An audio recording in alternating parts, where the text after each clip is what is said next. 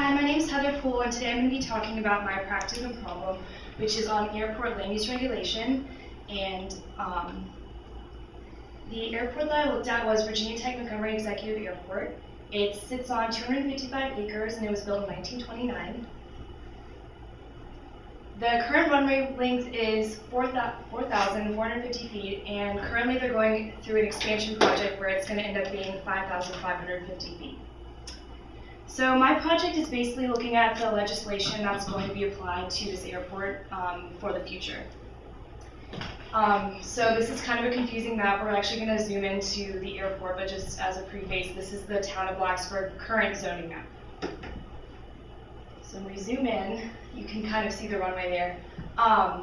So here's the airport. Currently it's zoned research and development, and the issue with that is we're trying to look at how well the uses in that district are helping the airport be economically viable and better their economic development. And as well as that, we have other challenges. So the first challenge I want to talk about is safety. Right now, like I said, it's zone research and development, but there are no safety regulations in the zoning ordinance for the airport. The second challenge, like I just mentioned, is economic development. We're trying to look at, okay, so the current zoning, is that helping them be as economically viable as they can be? Especially with their expansion, they're going to have increased customer base. So we want to see what type of uses are going to be for the future, bettering their ability to be the airport for Blacksburg area. So I took a two-pronged approach to this. The first one being researching airport overlay districts, and then the second one being creating a separate zoning district for just the airport development, having uses that are specific to airports alone. So I'm going to start talking about the first airport safety overlay.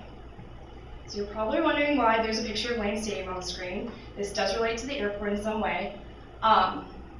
This is helping you visualize what an overlay is. So if you imagine the airport in the football field and then the overlay surrounding the airport, on a 2D map it's just going to be a circle around the airport, but see, this is showing what it represents. So starting from the airport, you're going upward and outward. So at certain distance, moving away from the airport, you're going to have certain maximum height restrictions. So obviously it makes sense that further out from the airport, you're going to have a higher maximum restriction, and when you get closer in, you're going to have buildings that are going to have to be smaller because of safety regulations. This all coming from regulation written from the Federal Aviation Administration. That's it.